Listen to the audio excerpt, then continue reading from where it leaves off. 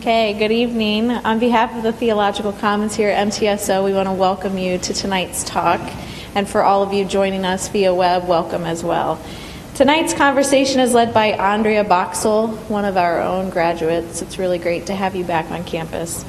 As the current Deputy Director of the Governor's Cabinet Opiate Action Team at the Ohio Department of Mental Health and Addiction Services, Andrea monitors service delivery, assists in writing policy, interprets federal and state laws and regulations to ensure compliance, and assists with coalition building to address the opioid epidemic across the state. We know that's no small task. She told me to keep the introduction short, so I'll turn your attention to her impressive bio on the program, and would you please help me welcome her to the stage, to the mic. We're going to do a little test of this. I want to make sure I'm not too loud because I'm naturally loud. And we're good to go. Okay, and I did ask that Kathy limit the bio because what I have found is nobody really cares about that stuff. The topic itself is appealing enough that you've come here to hear about what's happening in this state.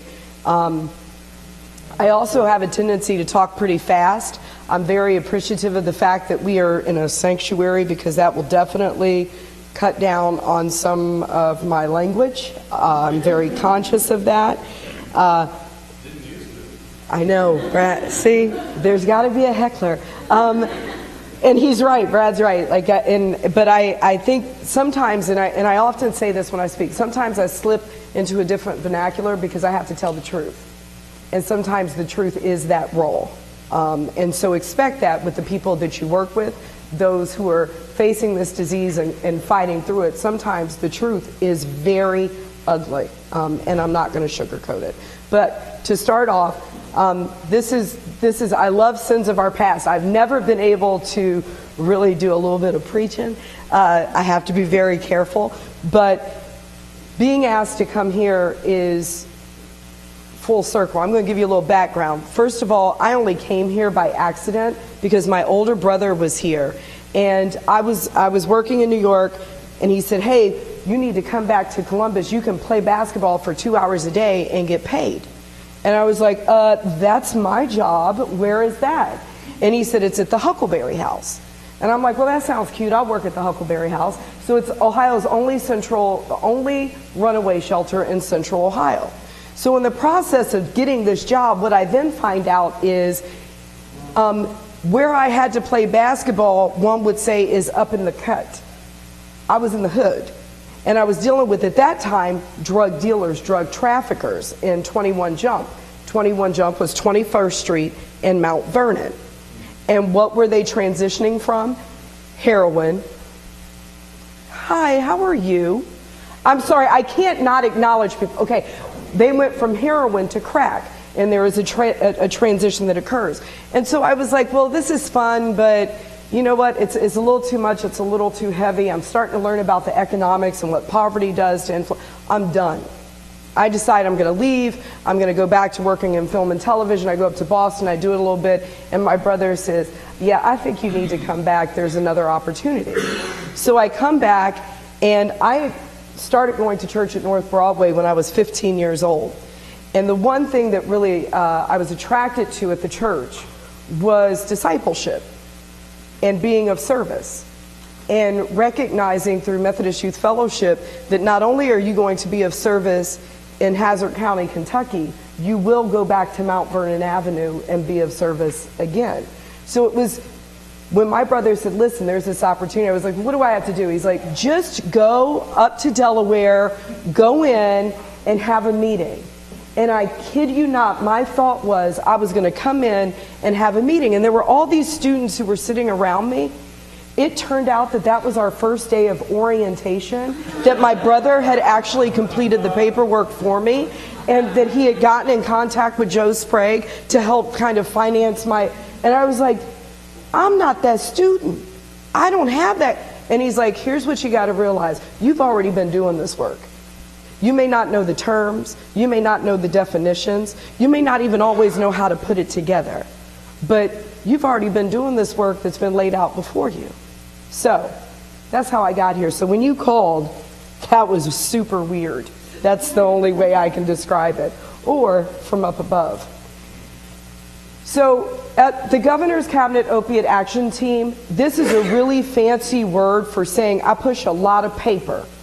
But the governor has cabinets just like the president has cabinets.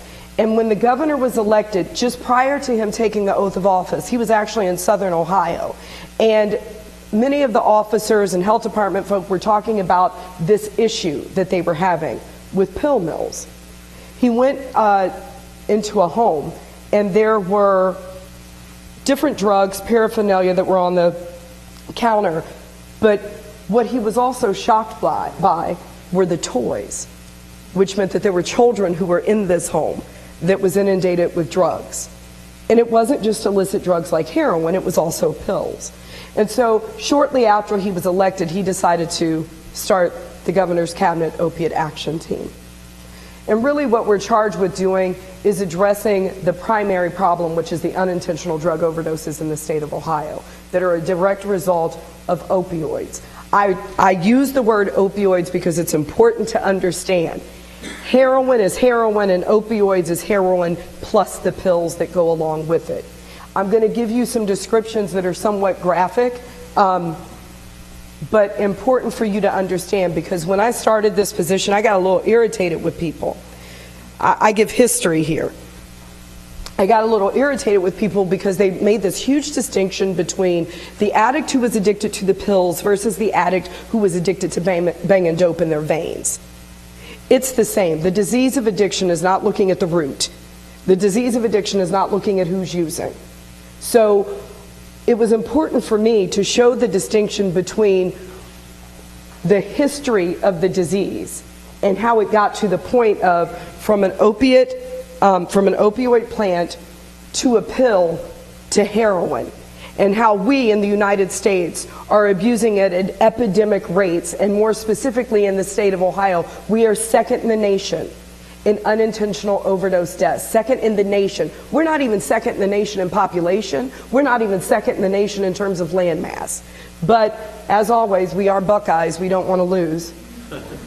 So this was actually the CDC Wonder Rank, and this is data that you can get. This was from 2014, which had us ranked third. Now, one thing I think is important, and I know the governor always likes to note this as well, the parity is very small.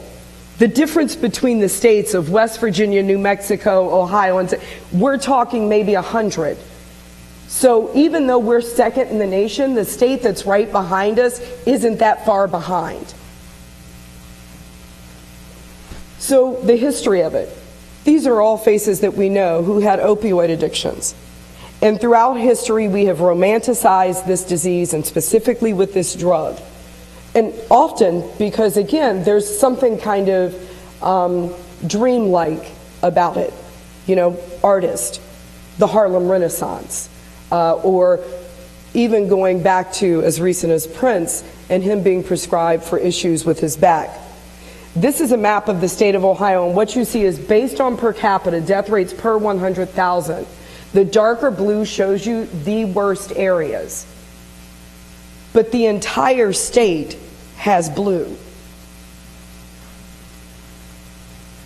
What that means is when I first started, and when the governor first started this initiative, was 2011. The data, the reality is how we were looking at death data then, we could absolutely break it out by drug, whether it was a benzodiazepine or an opioid. But in terms of fiercely tracking not just the benzodiazepine, we also wanted to look at what was heroin and what was comorbidity issues that maybe caused the unintentional overdose death.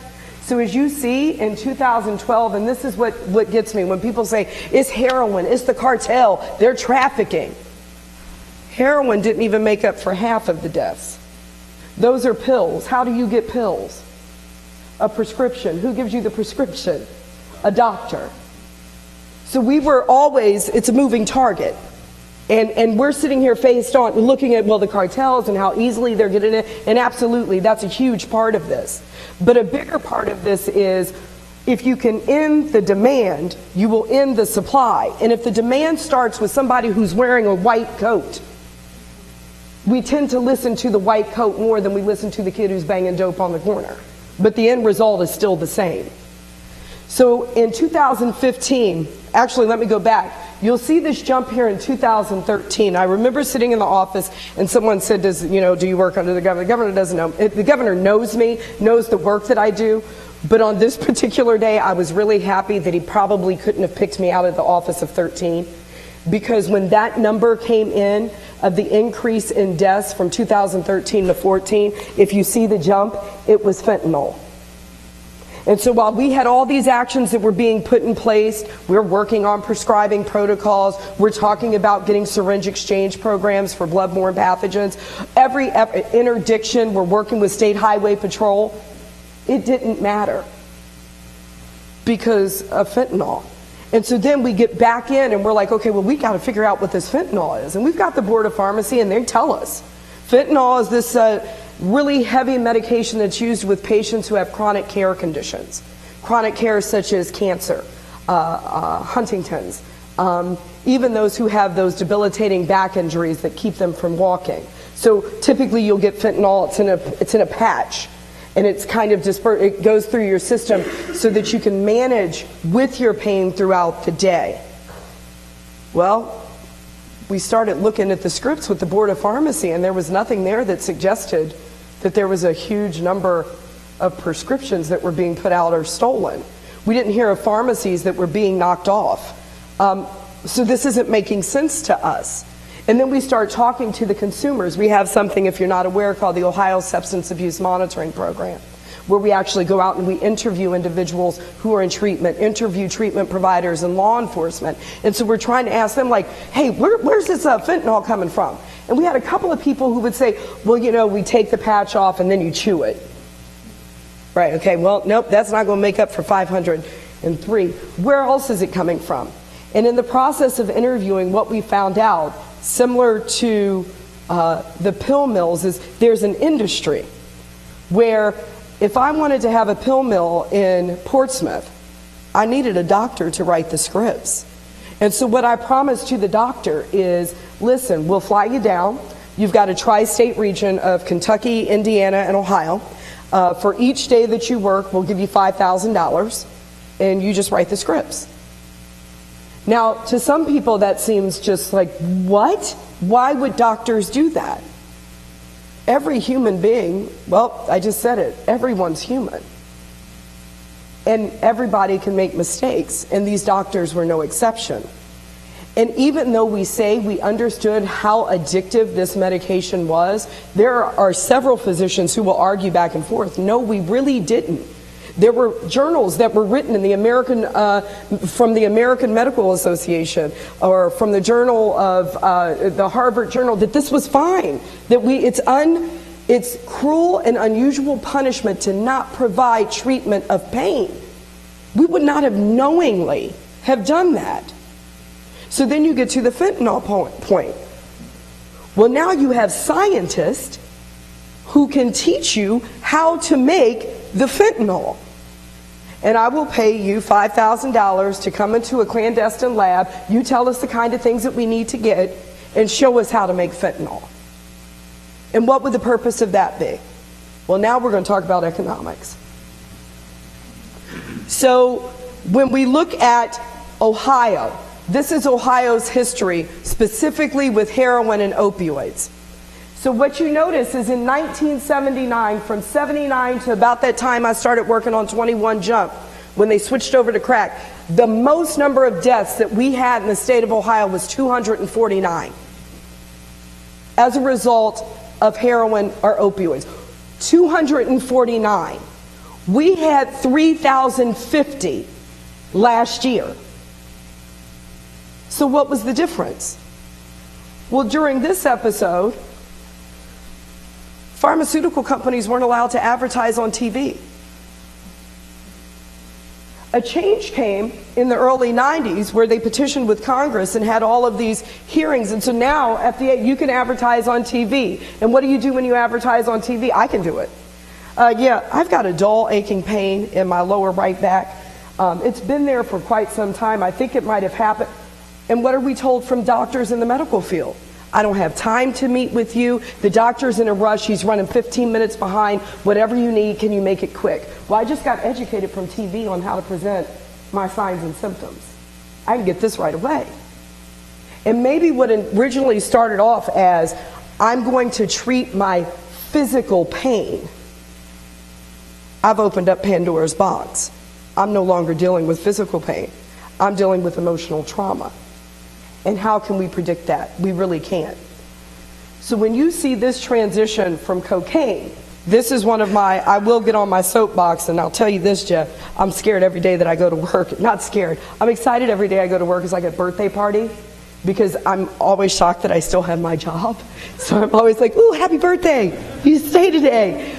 But here's one of the things that has irritated me since I took this position. We can't arrest our way out of it. That's a lie. It is a lie. Because we did it when it was crack cocaine. We arrested our way out of it, and we built jails and prisons and built strong economies with those jails and prisons. So why aren't we arresting our way out of it now? So while I say sins of our past, really what I'm talking about is truth and reconciliation. You will never move forward unless you tell the truth. And the truth is, we're not arresting now because these are young white folk from the suburbs and the farms who never had a history of this. And we never told the story. So there are things that we have to accept about our culture, our American culture. And our American culture is out of sight, out of mind, not in my backyard. Well, then the backyards became bigger and bigger. I was just talking about this with the president of the university. When I drove out here originally, there was nothing. There was no giant eagle. It was only Nacho Mamas. And now it's spread. So as the community spread, the opportunity to dispense also spread. So it's marketing, it's drugs. When we transition from this to this, and now we've got the change in being able to advertise on television and magazines and give great detail. And you would think sometimes with the advertising, that of course would just make you not use. Anytime somebody says you might defecate yourself, have suicidal thoughts, your hair will fall out, and you might walk with a limp for the next 5 years, I'm not taking it. But some people think, I'll roll my dice, I'll take the chances. So what you have here with the prescription opioid medication is a 1-to-1 ratio. Now, I'm a social worker because I'm not good at math, but statistically significant is a 1-to-1 ratio. For every script that was written, there was a death. 1-to-1 ratio.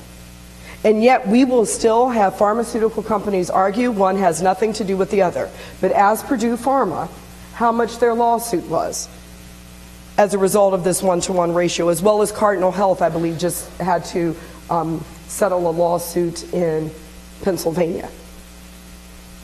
So when I get into this, I talk about gaining perspective. So again, I'm giving you the history. When we originally started with opioids, it started during the days of us building railroads, right? And here's the benefit of opiates and Asians who were using it. They worked through pain. They could work 14 hours. We did not have an issue because we got railroads, right? And then again, when women were dealing with our very difficult labor and doctors were prescribing opioids, morphine, to deal with our pain and our irrational behavior, which now we know is postpartum depression, right? There was a lawsuit called the Heroin Act that said to doctors, if you continue to prescribe, knowing how addictive it is, knowing that these mothers are endangering their children and not being responsive, if you continue to prescribe, we will prosecute you. Guess what? 3,000 doctors were prosecuted. Many of them went to jail. Do you know to this day what population does not like to work with those who have the disease of addiction? Doctors. That's an intergenerational trauma. It's a story that gets told as they continue to treat.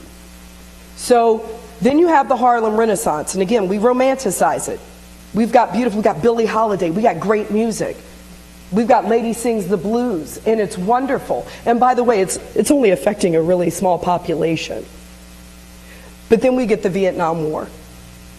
And we had individuals who were coming back, African American males and poor Appalachians, who were still addicted.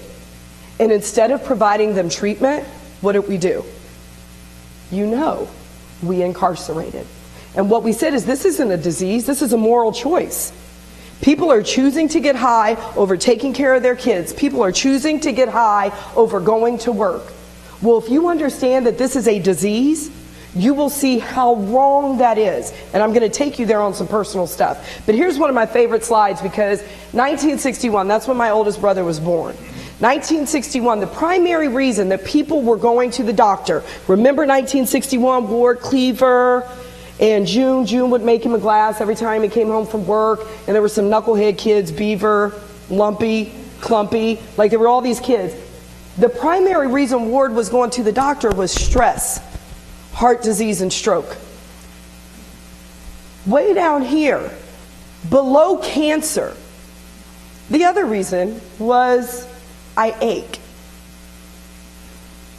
In 2011, the primary reason people go to the doctor is I ache, I'm in pain. So let's look at our culture. We're a culture that does not believe in delaying our gratification. And what I have heard is my doctor is there to treat me, and my insurance covers any of my treatment. Doc, I'm in pain. Well, we need to take care of your pain. But here's the reality of it, and this is what I learned from my mother. May she rest in peace. My mother was diagnosed with cancer on her back, along the base of her skull and her spine and in her lung. And when we went to the doctor, one of the questions that was asked when we were in the hospital, they give you a survey, and they say, how do we deal with your pain? And this was my mother, because she was a smart aleck. I watched it, thank you. She was a smart aleck. And she said, well, first of all, this is a run-on sentence. And the way this is written, it would imply that one should not have pain. But I have cancer. And cancer should hurt. So are you asking, should I not have pain, or are you just going to help me deal with a little bit of the pain? What is the point of this survey? Well, this survey is called a press gaining. And anytime you're driving down the street and you see a big billboard that says U.S. News and World Report top hospital, guess what they use to rank those hospitals? The press gaining, satisfaction surveys. So if you give a nurse or a doctor a bad press gaining, that dings the hospital. So how can I keep you happy and giving me a good survey? I'm going to deal with your pain. You want morphine drip? But let me change the perspective for you. How many of you have had a surgery? Like a real surgery? Okay. What was your surgery? Ooh. Wow, that's a good one. Yeah, let me go back here. And what medication were you prescribed? No, seriously, I really thought about that. I didn't have any incisions to hurt, and it really didn't. They made me take Vicodin the first 2 days because I didn't want to take anything. So they made you. They said, please, the first 2 days because you have so much swelling, take it, and then you just take time. But you know what? When I went home, I hadn't taken that for day 2. I was at 5 days. They sent me home with Vicodin. My husband, the meds were ready for us on discharge. Oh, yeah. Home with Vicodin, and I wasn't even on it. Well, and you know, that's like... And I had to go take it to the police station to get rid of it. Absolutely. Thank you for not putting it in the groundwater. Because here's what I always like to say. This here is the molecular structure. It's actually a little more graphic, but this is the molecular structure of heroin. Okay? This is the molecular structure of that Vicodin. The only difference is the form that it comes in. In other words, this is pharmaceutical heroin. So if I had said, who else had a surgery? You had a surgery? You did? If I had said to either of you, listen, post-op, what we're going to do is I'm going to give you like 8 balloons of heroin. I want you to take that every 6 hours. What would you have said? Right. But now I've got on a white jacket. And I say, listen, I've got some Oxy and some Percocet, and what I want you to do is take that every 6 hours. As your pain decreases over the next few days, you just titrate yourself, and that's an actual term they use, you titrate yourself off. Right? But you'll take that pill because that's more acceptable. So what you have here are people who are going to the doctor saying, I'm in pain, you want a good rating? You want to be able to get into Columbus Medical Magazine or CEO? Then you're going to address my pain, and I'm going to give you out ratings. The problem is, in doing so, we found research that suggests that these pills actually aren't as great as we think when it comes to the healing process. So we can address your physical pain, but it may not help you heal, which is the ultimate goal of most of these surgeries and aftercare. So what they did was they got some doctors and nurses together to put this survey out. And let's say here's the surgery, rotator cuff. If you've ever had it, my brother despised it, my other.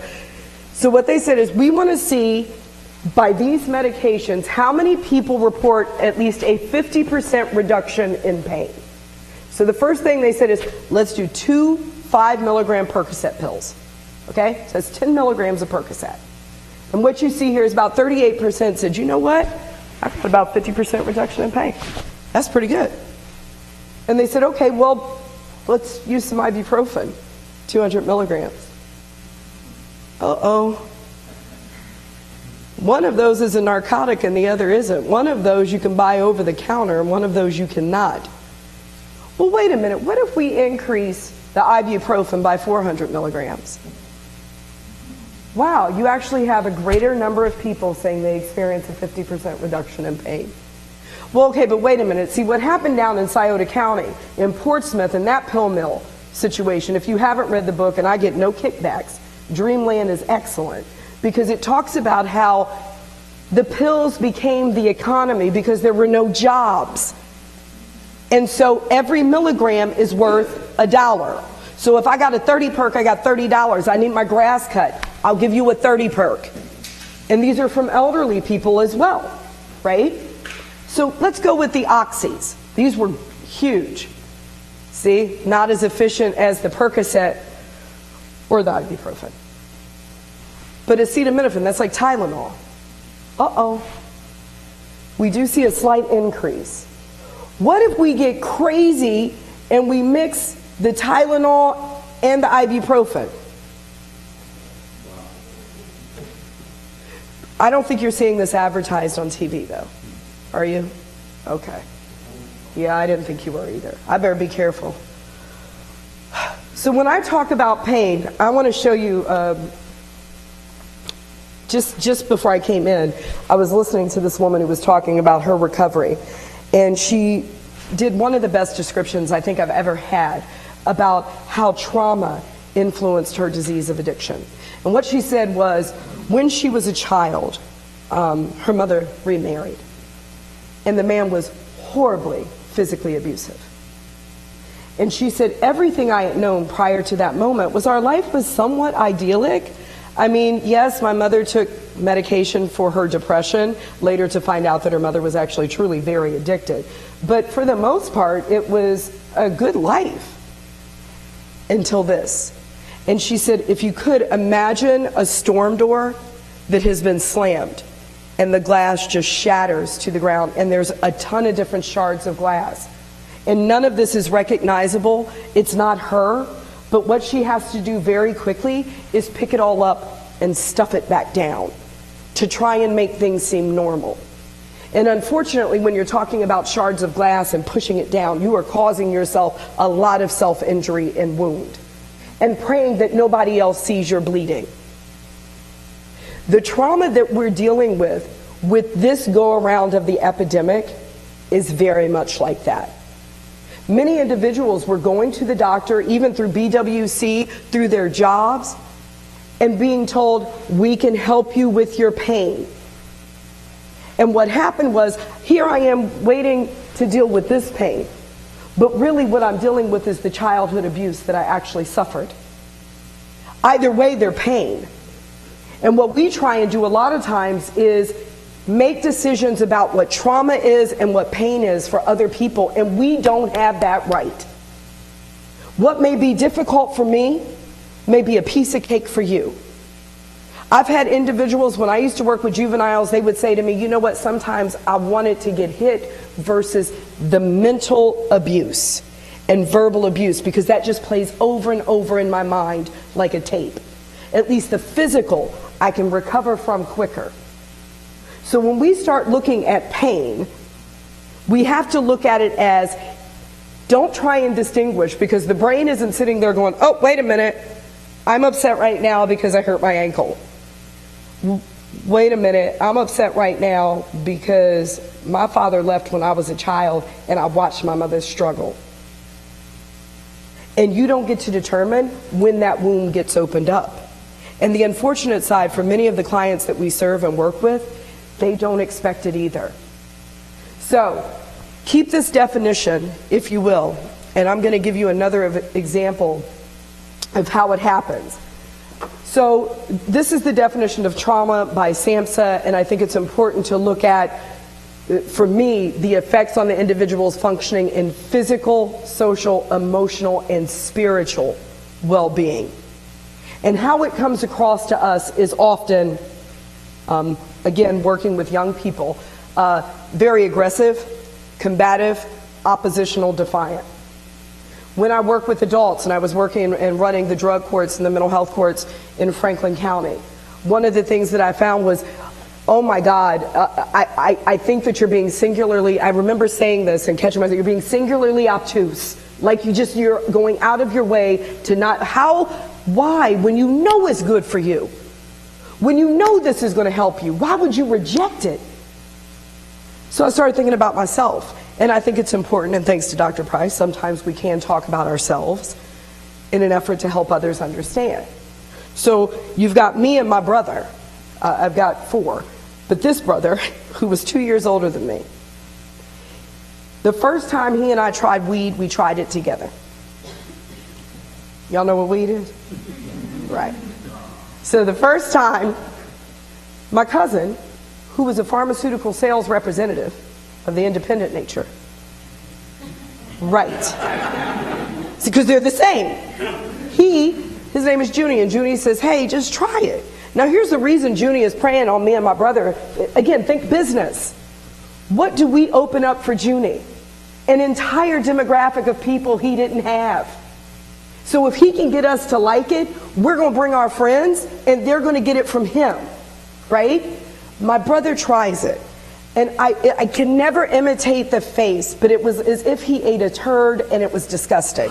And he went, and my cousin's like, man, you got to hit that again. You hit it wrong. Now, we were experienced in lighting my mother's cigarettes on the stove, where we were supposed to hold it like this, but we would inevitably do this.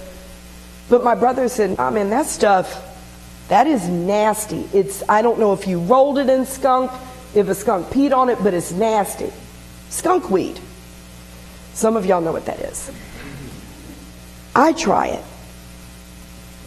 And I'm telling you, I saw Jesus, Muhammad, Buddha, and Confucius all sitting together at a round table saying, this is the key, the round table.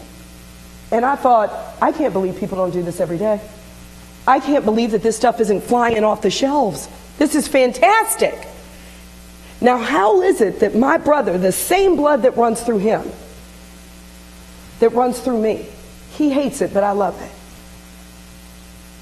It has to do with your brain. The disease, not the choice. What my brother was going through at the time was he looked like the lead singer of Fine Young Cannibals, for those of you who recall. He was very good looking. And he could get by with anything. It drove me nuts. We would go downtown to Lazarus on the bus, and he would get all his clothes bought first, and then miraculously he had a horrible headache, and we had to go home. He was so charming that when he was failing a math test, he did the previous row twice because he knew he got that row right, and the teacher gave him an A. And then there was me. Just like now, I'm kind of a close relative to Winnie the Pooh. I'm short, fat, and proud of that. I'm pretty certain that will be my autobiography, right? My mother, we were very poor. We lived in a 2-bedroom apartment. 2 bedrooms. There were only 4 rooms for 4 people. Our door was painted green because in Section 8 housing and public housing, that's what they do. All the doors are painted the same color so you can identify who's poor. My mother couldn't afford to get me the Jordans for basketball, so I wore Chuck Taylors. And to this day, I tell people, you cannot convince me that Chuck Taylors are a good tennis shoe. They're horrible. Made me a good basketball player, but it's a horrible shoe. And then there's the reality of being with a mother who had 3 kids, whose husband was gone, living in an apartment building in a middle-class community. I am struggling with depression. But when I hit that weed, everything opened up for me. So when you try and understand, why is it she was in treatment? I had the judge say this to me. She was in Amethyst. She had, was doing reunification with her kids, and now she went AWOL. Why would she do that? And I would say to the judge, I want you to leave on your black robe and put your name, Paul Herbert. Give me your cell phone. Give me your money. And let me put you up in a shooting gallery. Will you be comfortable? No. And when things get uncomfortable, what's the first thing that we do? Frontal lobe tells us, fight or fly. So at some point in her treatment, they started peeling away at those wounds and those traumatic events. And she wasn't prepared to deal with it. And it was easier for her to go to the devil she knew versus this devil that she doesn't know, that she stuffed down like shards of glass. Important for this recovery process is to understand safety is critical. You have to feel safe and supported in a recovery management environment. And if what you're doing is asking me to spill everything in an open group session because this is the topic that you picked for the day, and then you want to throw me out of treatment because I don't want to participate, that makes absolutely no sense. When we look at the traumatic events that can cause relapse, I want you to keep in mind relapse from the AOD perspective. So this woman, this imaginary woman I'm talking about, was challenged in group, and what was the first thing she did? She bounced. She left. Use the terms. If you're going to work with the population, know the terms. She left. When we looked at treatment admissions, when the governor said this makes no sense with this fentanyl, tell me how bad it is. First thing we did was we said, let's look at, it took it away. We had in 2002, there were only 3 red counties. This is 2014, which means every county is at an epidemic rate. Now, what I have found, which can drive great grant writers crazy, is some of these counties don't report their data. And even though they're required to, they're not really required to. That means EMS, hospitals. I didn't even know, for example, that not every county has a hospital. So some of these counties don't actually capture the number of overdose deaths because people go into Marietta. People who might be in Washington County might go over to Parkersburg, West Virginia. When we think about the stigma that goes behind this, so now we've got the individual woman who went into treatment, who was charged with solicitation and prostitution, which I like to call human trafficking, because I haven't met one woman who's ever told me that that was a goal of hers, but she was trafficked. She goes out and she goes into treatment. I want you to question yourself on how you view treatment and the disease. She goes into treatment and somebody says, oh my God, you do heroin. Ew, that is nasty. I don't touch heroin. No, no, no. I might drink and I might mix that with some pills. But you put that stuff in your arm? No, that's nasty. Stigma, one addict to the other. The other is from treatment providers who say this: real recovery, you're not going to use any medication. You are not going to substitute a drug for a drug. You're not going to give me Vivitrol or methadone, because that's not true recovery. It happens. Or stigma from the community because they lack understanding. You had mentioned this. I don't want to out that my daughter's in recovery or that my daughter's an addict because then people will see me differently. Do you know another period in history where we went through this?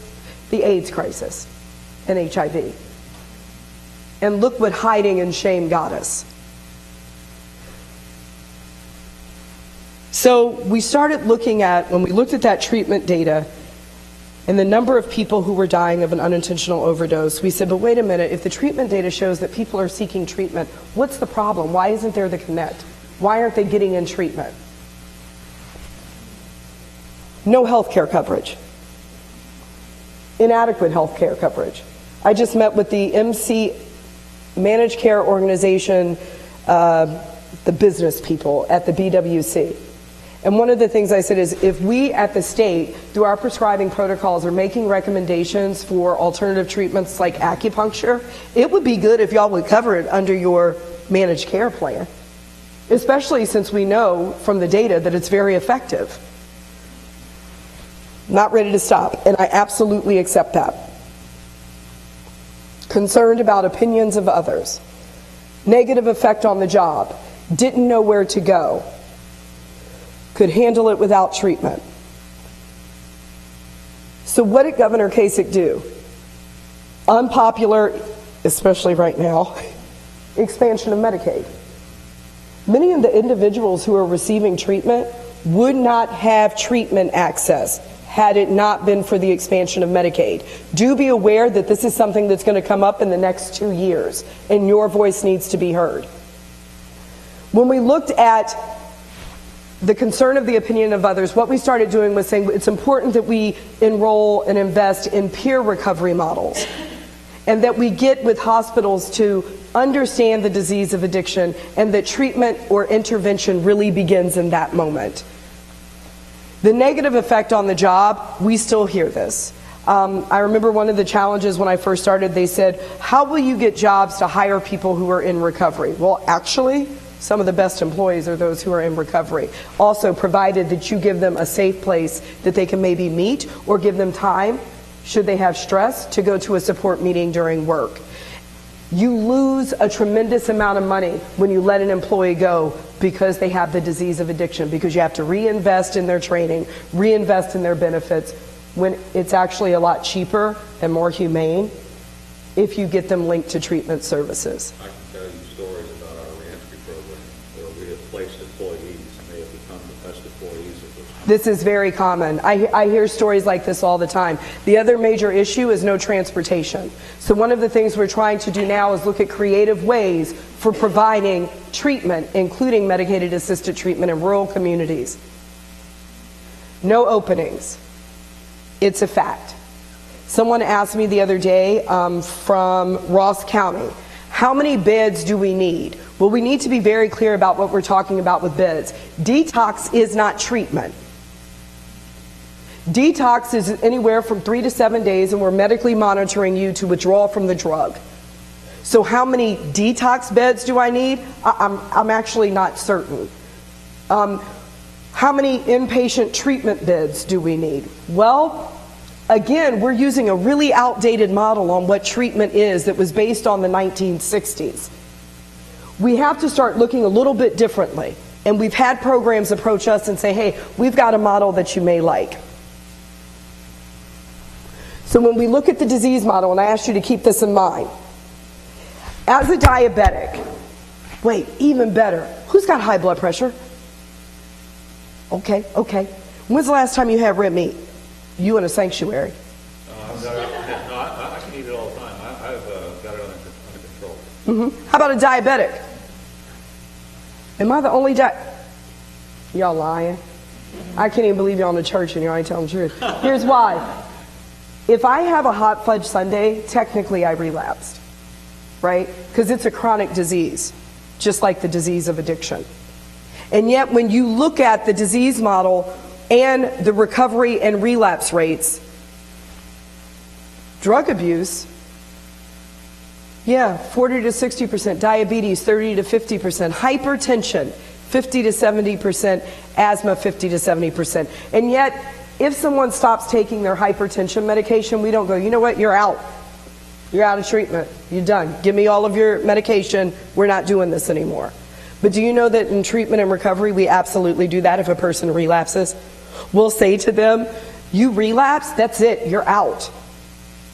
A chronic progressive disease that can ultimately lead to death. And while there are many treatment agencies that now get the holistic model, we still have several that don't.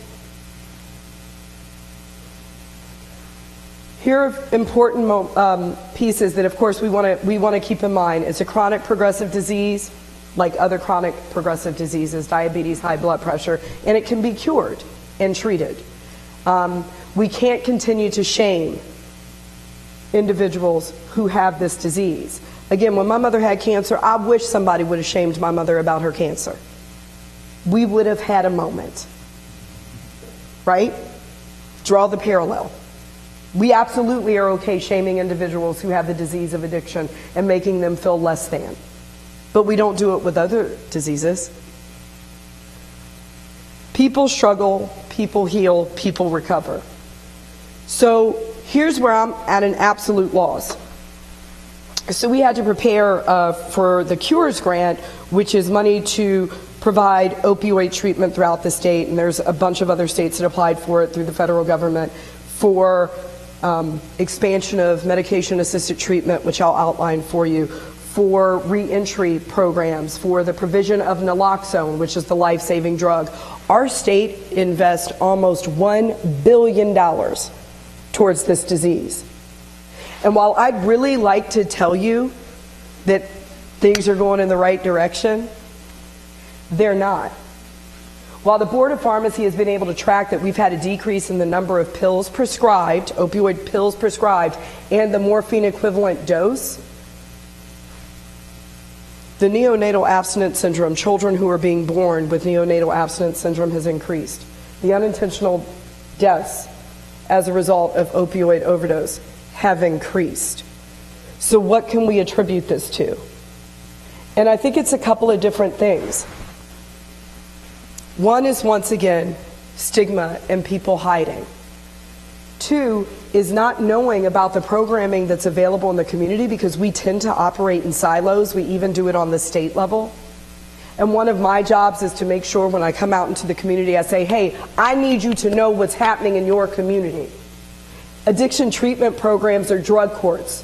We give a tremendous amount of money to drug courts. And drug courts aren't only, if you use this, then you get locked up. We're also linking them to medicated assisted treatment. What is that? Methadone is the most studied and proven effective way of treating opioid addiction. But it also has this negative stigma that goes with it, because it's associated with African American males and poor people living in the hood. But it does have the best data and proven outcomes. It also is only about $2 per day. The other medication that we have is buprenorphine. This has two different roles. One, it blocks the, it is an opiate. I don't want to give you the medical term. It is an opiate, but it also stops the craving at the same time. Some people don't like this. Let me tell you why. Because it gets diverted, right? With methadone, you have to go into the clinic. They have to watch you take it. It has to be a direct observation therapy. It's logged. It's federally monitored. You work with the DEA, with SAMHSA, with us. When it comes to buprenorphine, a doctor goes through a training, data 2000, right, through the DEA, and they're allowed to write 30 scripts the first year, 100 the second, and then up to 175 the next. When they say it's diverted, I'm going to go back to excessive prescription writing. If the recommendation is that you take 8 to 16 milligrams per day, why would a doctor write a script for 32 milligrams a day? If that same doctor is charging a Medicaid patient $300 cash and writing a script that is twice the amount that he needs, what does that suggest to you? The doctor absolutely knows that that person's going to take half that script, go out, make the money, come back, and be able to pay the doctor. And that individual is also going to use that medication just to stave off the effects of withdrawal should they not be able to score dope. So we've really relied heavily on the Board of Pharmacy and working with and monitoring who's prescribing what, at what dose, at what rate. And I'm telling you, part of the problem that we had in Montgomery County, have had in the last 2 years, there are some doctors along Dixie Highway that are criminal. And I know just last week from the state medical board director, AJ said that they actually prosecuted 2 doctors who gave their licenses. Also, there was one in New Albany, same thing, just gave up the license because they knew what they were doing was criminal.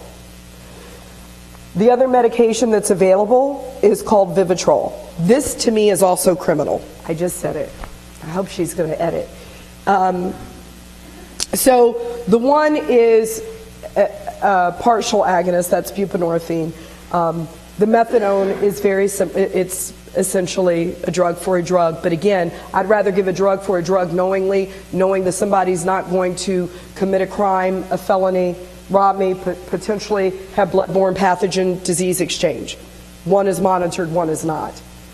The other is Vivitrol. And what Vivitrol does is every one of us has opioids in our brain anyway. We have receptors that love them.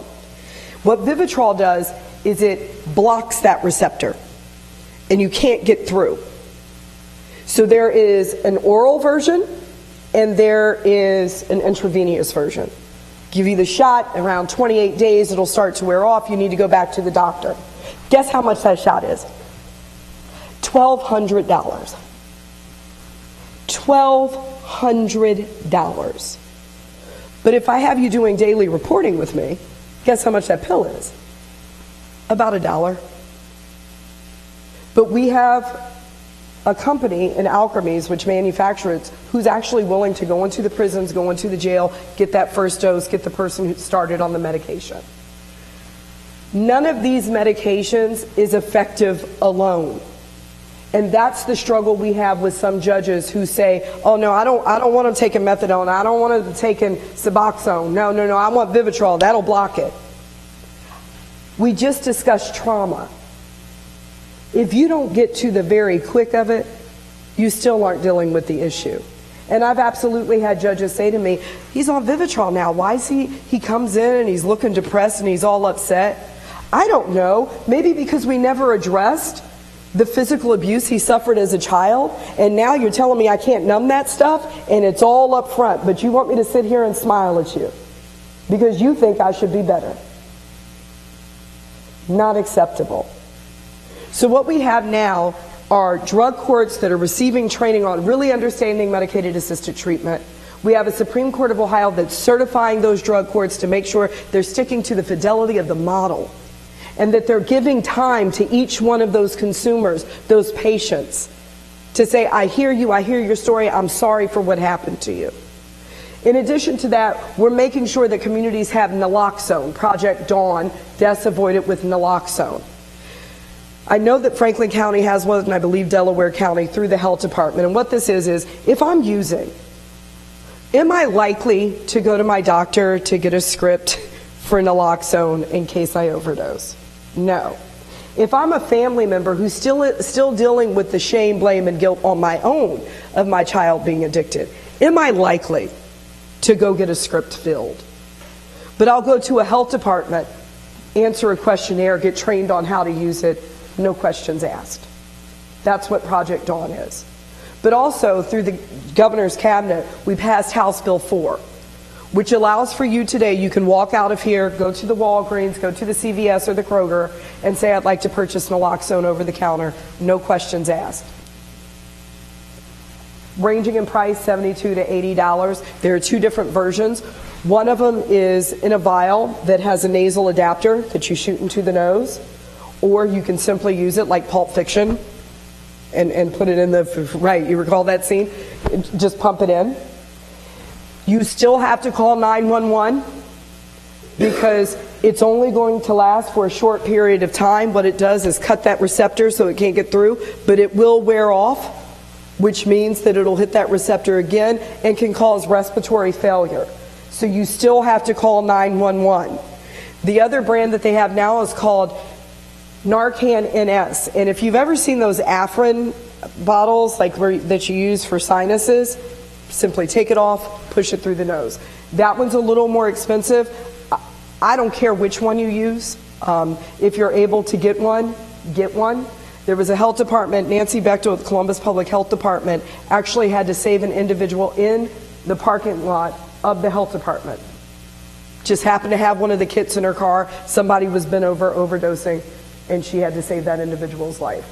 So we are hearing constant stories about that, by the way, from the State Highway Patrol, that they're going into rest stops and individuals are overdosing.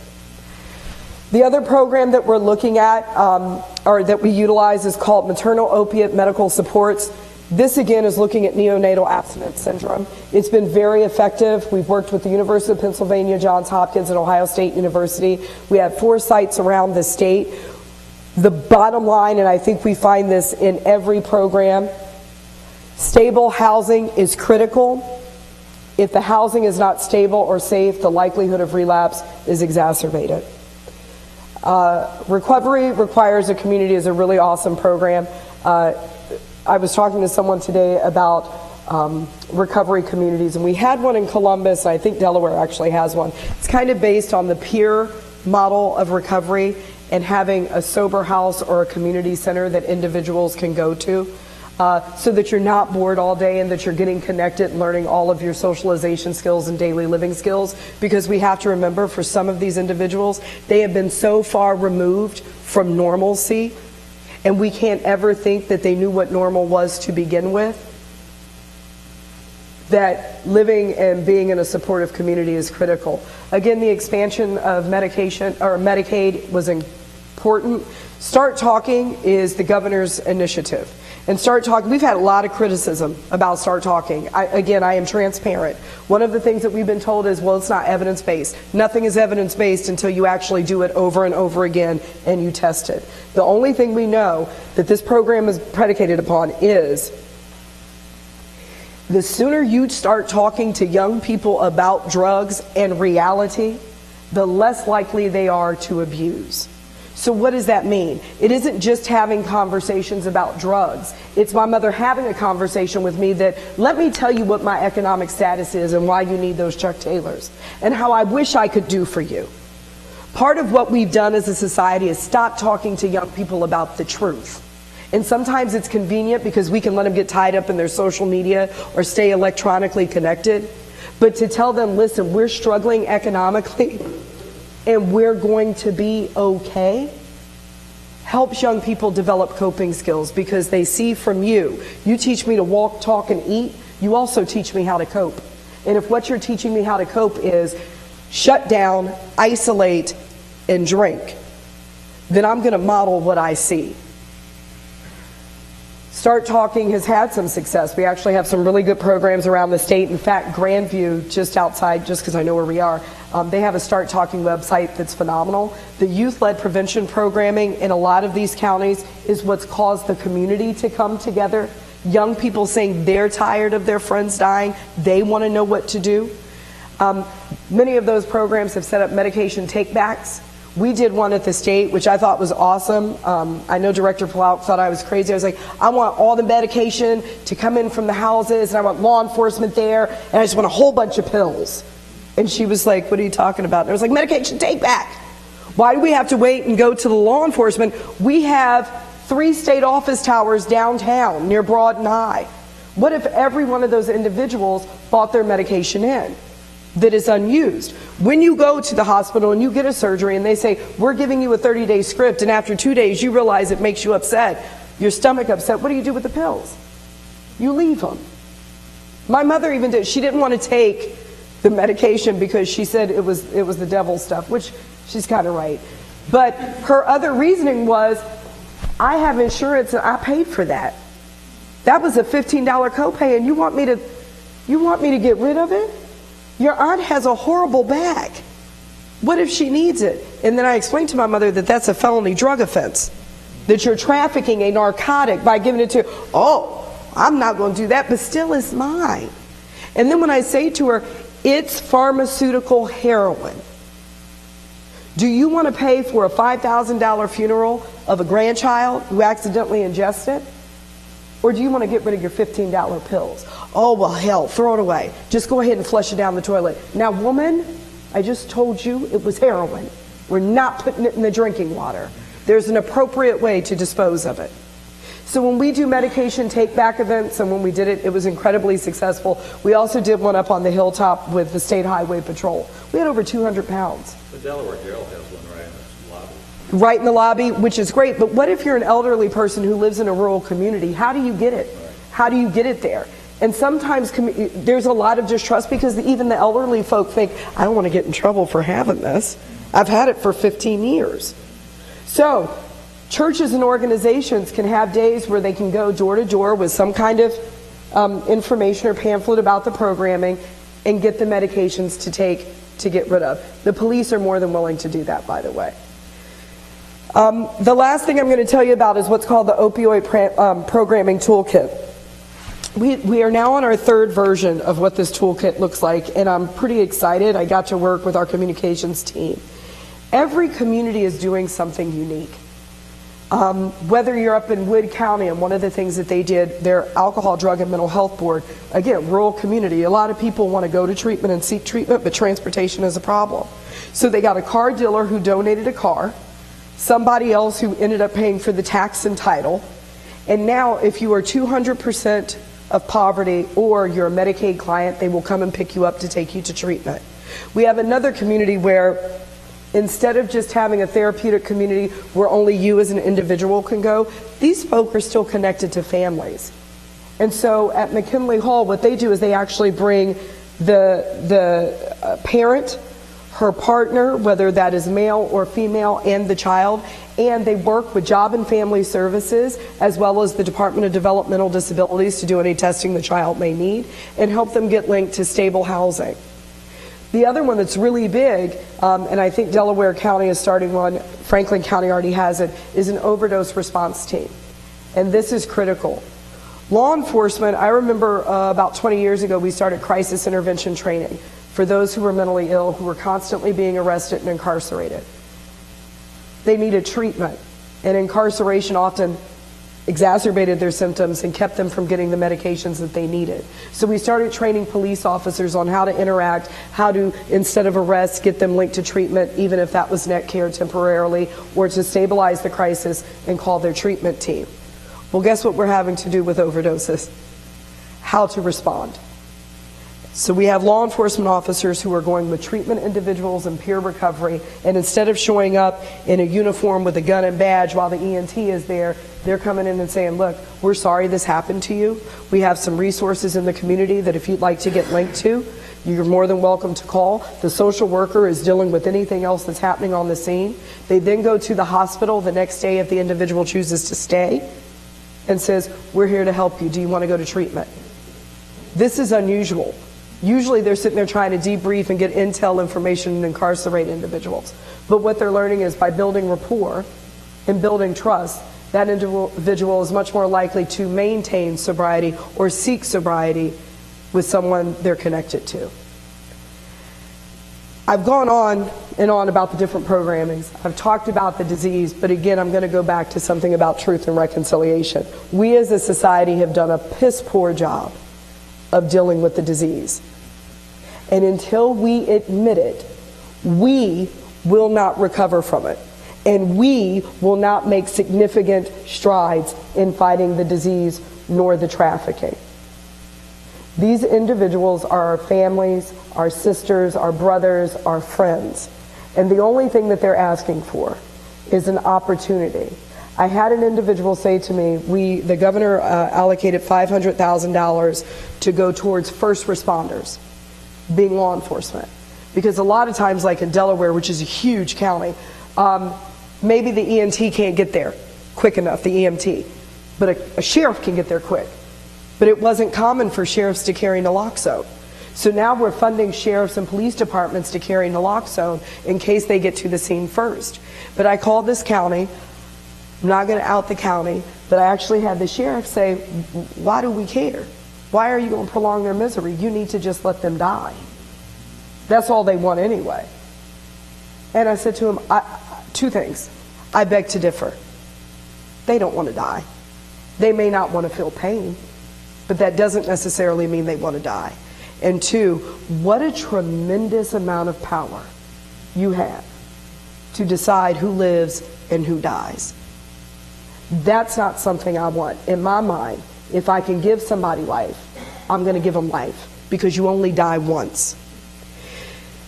This individual just probably 3 weeks ago, not the sheriff, but one of the people who worked for the sheriff, called because we had someone go down and speak and say, you know, I know that you think these are lowlifes, these are losers. But what about when it's a child who's ingested the drug? Are you saying you're not willing to carry the medication to save that child? Because we have had a large number of overdoses where it's accidental and it's children. That sheriff's aide called that day and said, how quickly can you get the kids down here? And we were able to do it within 24 hours. If you have any questions, I'm going to take them. If you want any of the data that's provided, I can certainly send it to you. If you don't have a Project Dawn program but you want to get one started, please give me a call. I'll definitely link you with the people at the Department of Health who can do that. I appreciate your time and your attention and respect, and I hope that I've given you the same. Thank you. Oh, we got a question already. So we're live. We have an online question. Ooh, I like that. There's a chaplain at Riverside that says that they've experienced lots of overdose-related deaths recently. The Franklin County Coroner Office is notified. Does anyone else get notified of this death and contact the family to follow up to provide support that someone else in the family doesn't OD? Long question, so I'm going to answer. I might ask you to repeat the second part again, but the first part is we have, with the Department of Health, we have what are called anomalies, epi-anomalies. And what that means is we have a baseline. Delaware has a baseline number of overdoses. Let's say it's 5. If there is a spike in the number of overdoses, not only is the coroner obviously notified, but so is the Department of Health, as well as all of the treatment agencies, so they can talk to their staff to educate people that, listen, there's some bad stuff out there. It's not the kind that's going to give you the best high. It's going to make you die within seconds of taking it. As far as contacting family members after, is that what the question is?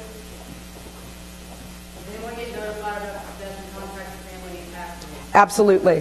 The Franklin County Coroner, when they're notified, they actually are also usually notified by the police who brought the individual in, and they usually have to go to next of kin to find out, to connect with the next of kin that the death occurred. Does that family get support? They are offered support in Franklin County. This is the key. So Franklin County has the HOPE task force, and so they get them linked with support and recovery services.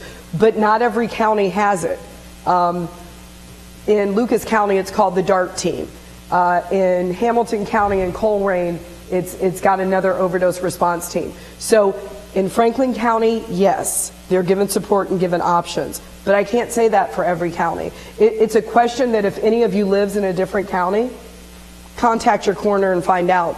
And if not, contact me and I'll get you that toolkit on how to start one. It really isn't that difficult.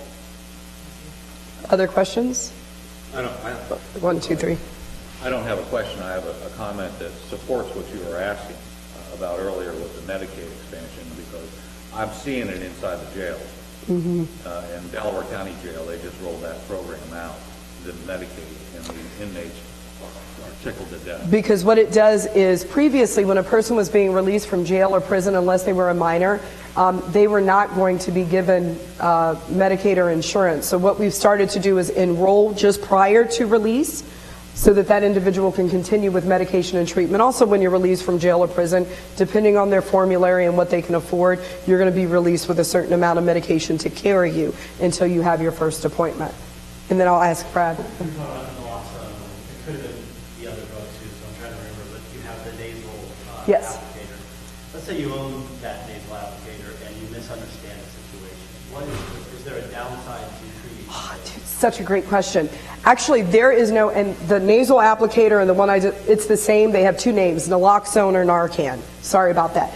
There is no negative side effect or consequence as a result of giving it to someone who is not experiencing an opioid overdose. So, for example, I think of all these anecdotes because I deal a lot with some of the Task Force Commanders Association, and one of them said it went to a place and the person looked like they were having an overdose. So they quickly put the naloxone in. He was having a seizure. He was epileptic, but there was no negative consequence as a result or side effect. Thank you for that question, Brad.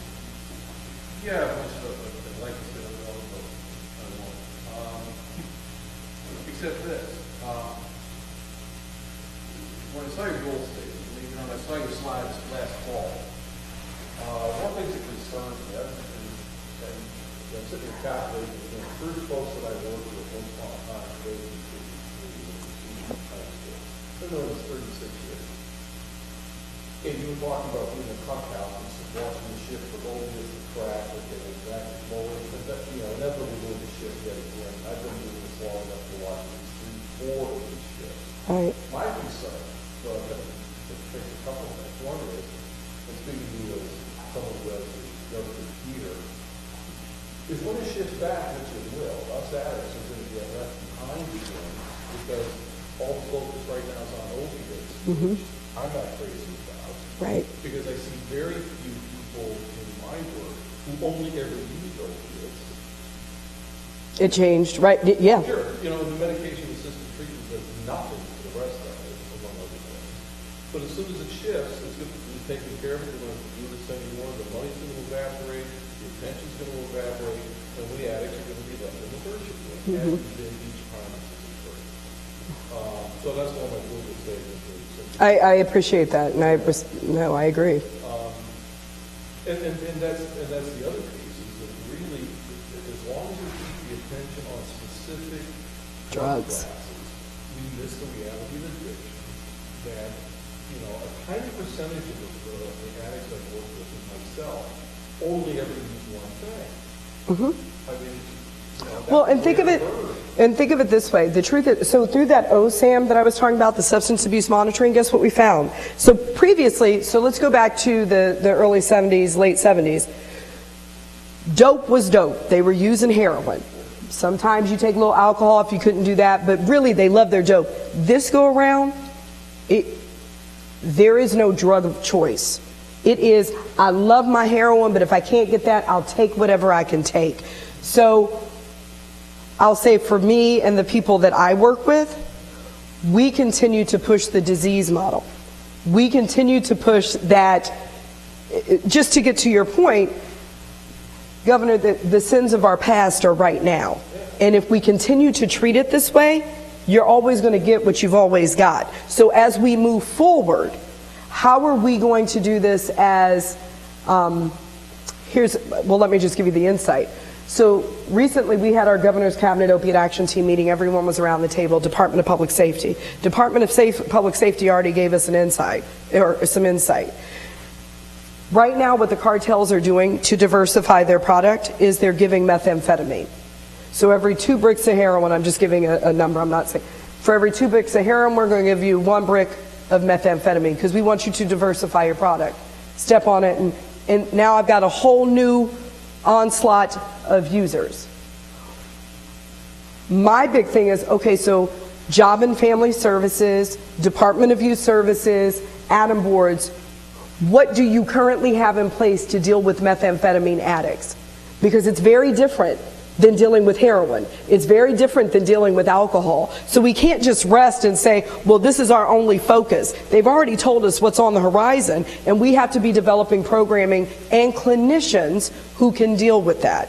I hear you, and we push it, but right now, and I'm sorry to say, and I'm disgusted to even say it, it still has this romantic thing that goes along with heroin, doesn't it? It's much more romantic. It's much more sexy than methamphetamine. Absolutely. One of the things last Friday I celebrated the first anniversary of my stepson's death. So I like this from both sides. He smoked a joint with his stepson. Okay? The point is, we call it an opioid epidemic. 30 to 40,000 people in the United States, 30 to 40,000 Americans are dying as a result of overdose. What we don't pay any attention to is close to 500,000 that die this year smoking-related illness. There's no nicotine epidemic that we talk about. We don't talk about stimulant epidemics. Right, right. So as soon as we start using that kind of language and narrowing the focus, that's where the policy comes in. And as soon as it's a valid point. it's going to be off, and that money's going to go other places. That attention's going to go other places. And history being a better predictor of the future than most other things, that's what we've done this time. Right. No, it's a valid point, and it's something, as you say, having the governor's ear, which, by the way, I have his aide's ears. But I do speak loudly, and I think it's worth saying and sharing exactly what you're saying. And it's conversations we have. We have a clinical roundtable where it is a constant conversation. One of the things we said is these numbers will naturally go down in about 3 years. They'll naturally go down. But in the meantime, what's on the rise? And as you say, instead of looking at what's on the rise, let's look at the disease itself and how we're treating it. I agree with you.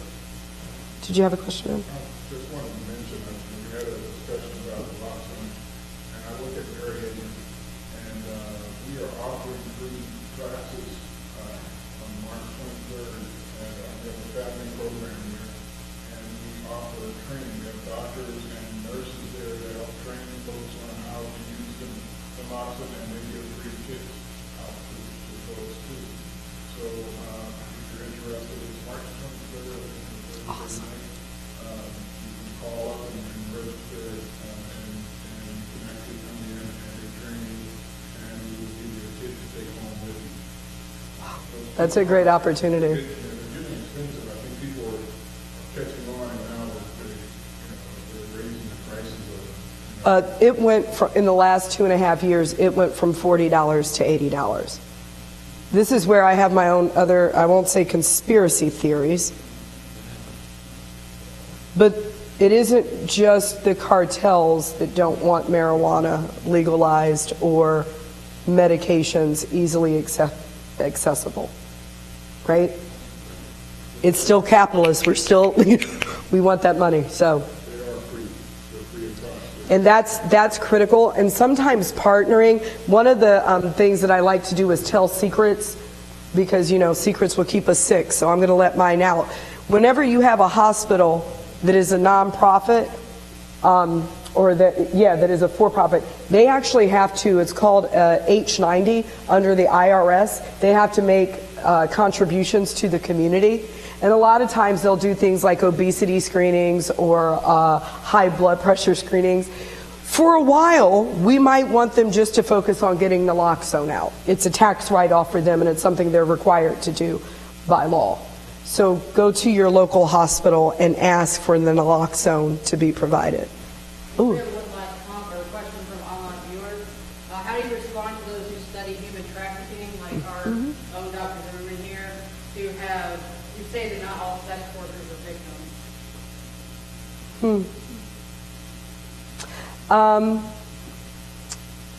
I think the only way I can respond is from my 26 years of doing direct service work with the population. I've only been doing the state pushing paper job for the last 2 years. So we'll even say for 24 years, and starting the human trafficking court, of doing the Polaris Project human trafficking questionnaire, I have not met one, and we go in depth, who says, you know what, this was a good career choice for me. I like the job security. The benefits are amazing. I have not met one. The coercive nature, the very definition, force, fraud, or coercion, they might even be coerced into thinking that this is something that they wanted to do. But if the power play is do it or die, I might convince myself that this was something I wanted to do just to get through it. I would be more than happy to have conversations with the professor, as well as invite that professor to see the catch court, as well as sit with some of the individuals we work with.